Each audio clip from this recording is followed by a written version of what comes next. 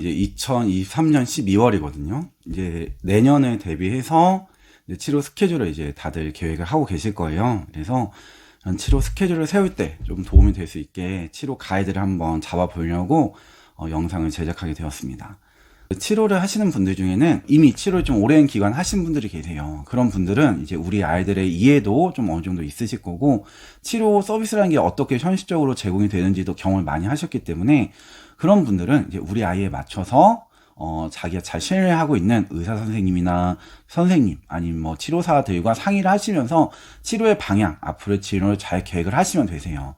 그런데 아예 치료에 처음 들어오신 분들 혹은 치료 초기에 있는 어린 아이들 부모님들, 이런 분들은 사실 생각보다 치료의 방향에 대해서 잘 모르시는 분이 많아요.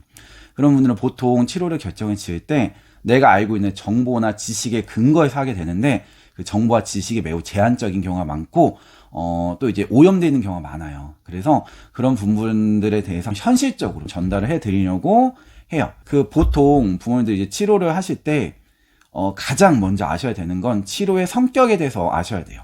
보통 부모님들은 치료를 하는 걸 어떻게 보시냐, 치료 초기의 분들은 약간 치료를 학원처럼 생각을 하세요. 그래서 마치 교육받는다, 공부를 한다, 이런 것처럼 생각해서 우리 아이가 이런 거 잘 못하기 때문에 언어가 좀 부족하고 뭐 사회성이 부족하고 인지가 부족하니까 이거를 뭐 다른 아이들이 노는 시간에 공부를 좀 해서 그거를 따라잡으려고 한다, 예습을 한다, 이렇게 생각하시는 분들이 계세요.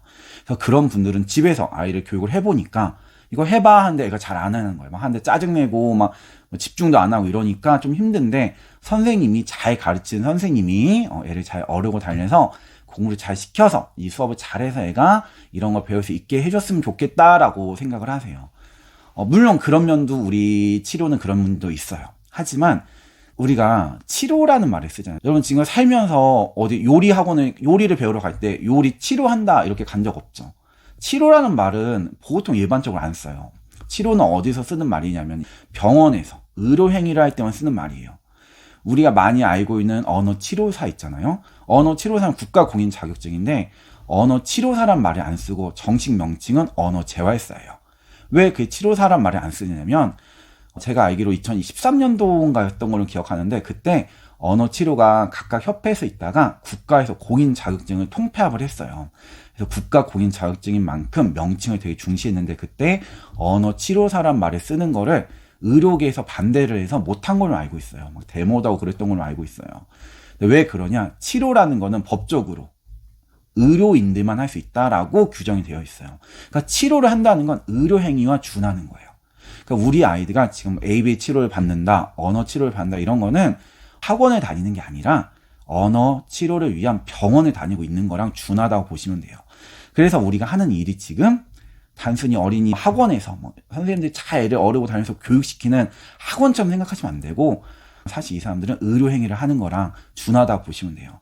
그래서 치료의 스펙트럼이 여기서 여기까지 있는 거예요. 그래서 교육 쪽에 가까운 치료가 있고요, 병원에 관련된 치료가 있다, 이렇게 보시면 되는데, 우리 아이는 중간에 어딘가 있겠죠. 어딘가 있는데, 보통 아이가 기능이 높을수록 교육 좀 더 포커스가 맞추고, 기능이 높지 않을수록 치료에 좀 가까워요.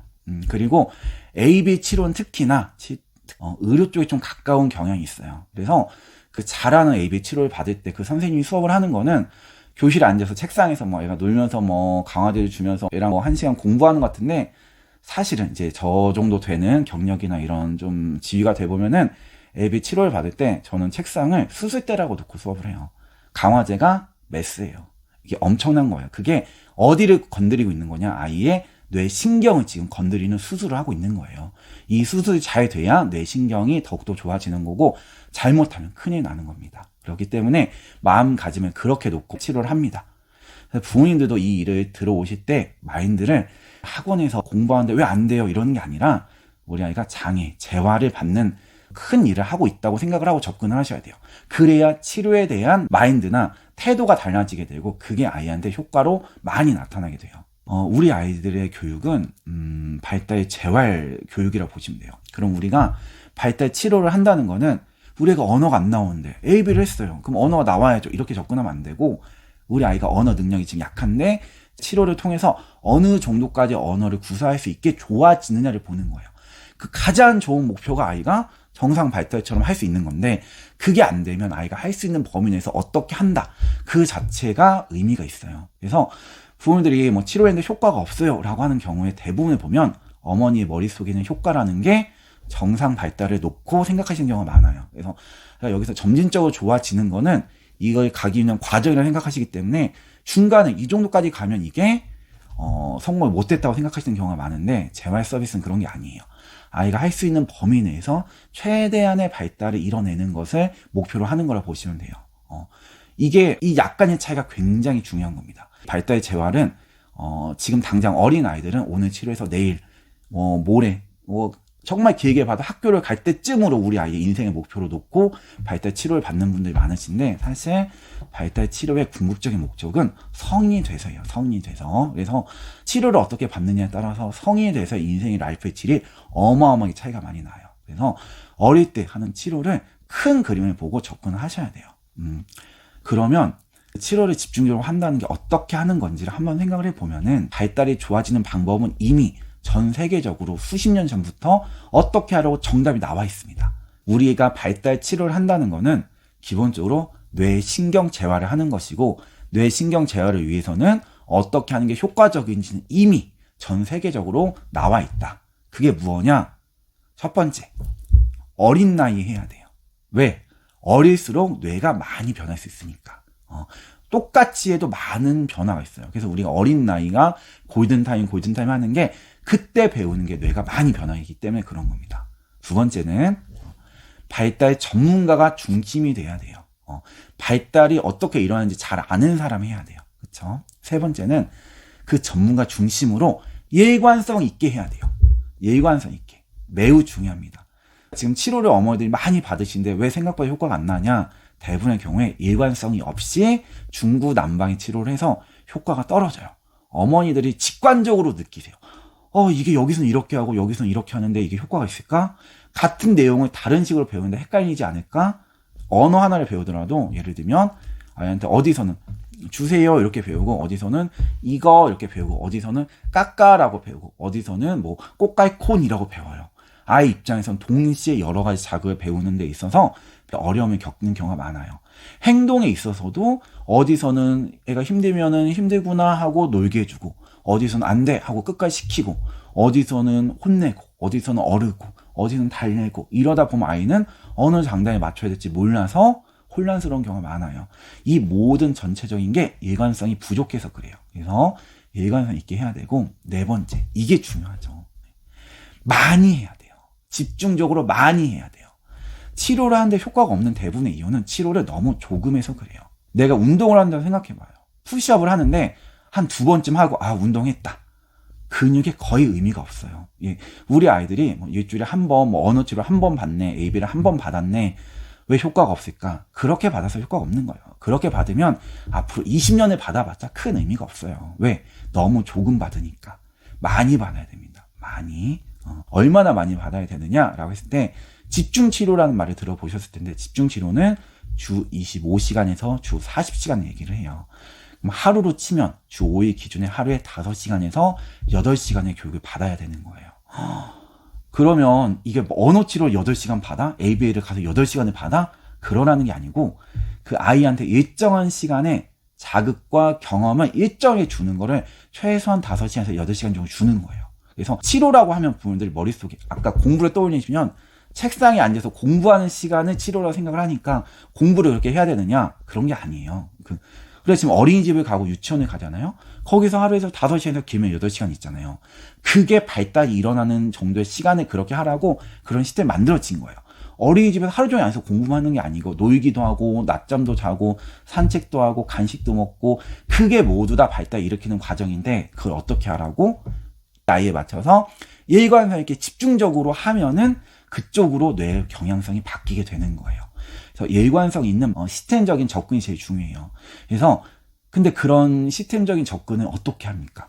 엄마가 집에서 하면서 하는 건 한계가 있어요. 그래서 보통은 일관성 있는 치료를 할 수 있는 세팅에서 일관성 있게 많은 시간을 보내는 거예요. 거기서 앉아서 공부도 하고 놀기도 하고 산책도 하고 간식도 먹고 낮잠도 자 가면서 그런 수업을 하는 게 발달 치료를 하는 거예요. 그래서 만약에 이런 게 있어요. 저한테 그 ABA를 하는데 뭐 저희 온사랑 ABA가 굉장히 유명한 센터고 뭐 제가 거기 소위 원장이니까 뭐 유명한 치료사라고 치면 저한테 일주일에 2번 수업을 받는 게 의미가 있을까? 치료비가 이제 한계가 있으니까 비싸니까 치료를 일주일에 2번밖에 못 받는다. 저한테 받는 게 좋을까요? 묻는다면 저 같은 경우는 그럴 것 같아요. 그냥 치료비가 제한이 있으면 그냥 우리가 갈 수 있는 장애 전담 어린이집이나 통합 어린이집 특수 전문의 기관에서 그냥 예관에서 이렇게 쭉 교육을 받으시는 게 차라리 좋아요. 정말 잘하는 사람이 일주일에 한두 번 어떤 수업을 해주는 것보다는 그냥 안정적인 기관에서 꾸준히 지내는 게 훨씬 더 발달은 장기적으로 도움이 되실 거예요. 그래서 보통 치료비가 좀 어려우신 분들은 차라리 일정한 기관에서 꾸준히 수업을 들으시고 내가 할 수 있는 비용 내에서 가장 효과적이라고 생각하는 치료를 선택해서 들으시는 게 훨씬 더 좋으세요. 그리고 가능하면 그 선택을 언어, 인지, ABA, 놀이, 감성만 섞지 마시고 치료비가 제한이 있으시면 그냥 일정한 선생님과 일정한 세팅에서 그냥 꾸준히 받으시는 게 장기적으로 더 좋으세요. 그런데 만약에 내가 치료비적 여유도 있고 아이한테 최대한 많은 서포트를 해줄 수 있는 상황이고 그런 의지가 있으시다 싶으시면 진짜 잘한다는 발달 전문가한테 맞춰서 최대한 많은 시간을 그 전문가가 하는 세팅에서 수업을 하는 게 절대적으로 좋으세요. 그럼 여러분, 구체적으로 어떻게 접근을 하는 게 현실적으로 좋으냐라고 하면 지금까지 말씀드린 발달 치료의 효과적인 방법은 이미 수십 년 전에 나온 거예요. 그럼 수십 년 전에 그런 방법이 나왔으면 그런 방법을 현실화시키는 치료 방법도 나왔겠죠. 그렇게 나와 있는 치료 시스템이 뭐냐? 그게 바로 ABA 조기 교실인 거예요.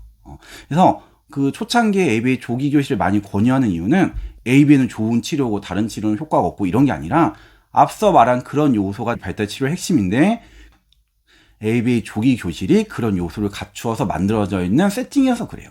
아예 그거에 맞춰져서 그 요소를 만들기 위해서 만들어진 세팅이 ABA 조기 교실이에요. 그 조기 교실을 그 영어로 미국에서는 뭐라고 하냐면 보통 EIBI라고 많이 해요.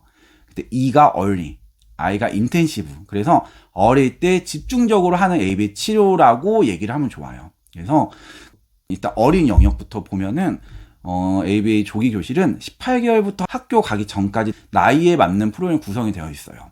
또 발달 전문가라고 얘기를 하잖아요. ABA는 다른 치료보다 커리큘럼이라는 게 있어서 커리큘럼을 따라가는 게 강해요. 커리큘럼은 세계적으로 유명한 뭐 비비맵, 또 이제 소수 애니트가 많이 쓴다고 하는 엘카, 그리고 에이블스, 그리고 넓게 보면 뭐 ESDM 커리큘럼 같은 것도 ABA 커리큘럼 중에 하나라고 보시면 돼요. 그래서 그런 커리큘럼을 베이스로 조기 교실을 보통 하는데 그 속에 언어, 인지, 놀이, 사회성, 뭐 자조, 뭐 대근육, 소근육에 이르기까지 다양한 영역을 아이의 나이와 기능에 맞춰서 하도록 가이드가 되어 있어요. 그게 이미 수십 년 동안 만들어진 ABA 전문가들의 의견이 반영되어 있는 커리큘럼이에요. 그 커리큘럼을 베이스로 ABA는 보통 트레이닝을 받고 수업을 하기 때문에 아까 말한 발달 전문가의 의견을 기본적인 가이드를 받을 수 있는 장점이 있어요. 또 세 번째로는 일관성 있게 해야 된다고 했는데 조기 교실은 슈퍼바이저가 있고 그 옆에 팀원들이 같이 가요. 한 사람한테 가는 거랑 한 팀이 가는 건 달라요. 현실적으로는 우리는 팀 접근이 현실적인데 ABA 조기는 그런 요소를 보통 갖추고 있어요. 네 번째로 이제 많이 한다고 하는데 조기 교실이 바로 아까 말한 대로 하루에 보통 3시간씩 주 4일 이런 프로그램도 많이 구성이 되어 있고 오후에 뭐 2시간 반, 뭐 3시간씩 주 3일 이런 식으로 구성이 되어 있어서 많은 시간을 할 수 있는 거의 한국의 유일한 프로그램 중에 하나라고 보시면 돼요. 그래서 일단 내가 발달치료 어떤 거 해야 될지 잘 모르겠으면 일단 ABA 조기 교실로 시작을 하시는 게 가장 표준적인 방법이세요. 거기를 들어가서 치료를 받아보시면서 아이가 어떻게 돼야 될지를 좀 더 자세히 생각해보고 더 맞는 방법을 찾으시는 것도 괜찮아요. 또 하나 현실적으로 조기 교실하면 좋은 점은 정보를 이제 많이 얻을 수 있다는 장점이 있어요. 그 조기 교실은 보통 한 반에 한 3명이나 4명으로 구성이 되어 있는 경우가 많아요. 저희 온사람 같은 경우는 이제 특히나 ABA 전문 기관 중에서 조기 교실을 특화시킨 센터다 보니까 조기를 하는 아이들이 뭐 오전에 뭐 20명, 뭐 월수금, 화목, 오후에 뭐 한 2, 30명 돼서 합치면 거의 6, 70명이 조기를 하는 아주 큰 그 조기 전문 센터예요. 그럼 여기에 있으면 장점이 뭐냐면 그 같은 나이와 같은 기능과 같은 상황에 있는 아이들이 보통 팀으로 있다 보니까 부모님들끼리 서로 우리 아이에 대해서 현실적인 조언을 구하기가 좋아요. 특히나 조기 교실하는 분들은 치료를 집중적으로 많이 하는 분들이 많기 때문에 치료 서비스에 대한 정보가 굉장히 많으세요. 그래서 이 근처에 어느 치료가 어땠다, 내가 가보니까 어떻다, 뭐 그 선생님이 요즘 어디로 옮긴다더라, 뭐 요즘 출산 휴가 때문에 어떠시다더라, 이런 세세한 것까지 훨씬 아주 정확하게 알 수 있어요. 그래서 보통 거기서 많은 네트워크를 해서 정보도 많이 얻으실 수 있고 또 심리적인 지지 기반도 많이 쌓으실 수 있는 게 일단 장점이에요. 그래서 일단 내가 어떻게 치료를 접근할지 잘 모르시면 일단 잘하고 유명하다는 센터의 조기 교실부터 일단 알아보시고 그곳으로 일단 치료를 들어가는 게 발달 치료할 때 가장 현실적으로 좋은 방법인 것 같아요. 조기 교실에 대해서는 제가 나중에 자세하게 좀 영상을 찍어서 좀 더 안내를 해드리도록 할게요. 그래서 오늘은 일단 여기까지 영상을 제작을 하고 나중에 또 더 필요한 내용이 있을 때 추가적인 영상으로 찾아뵙도록 하겠습니다.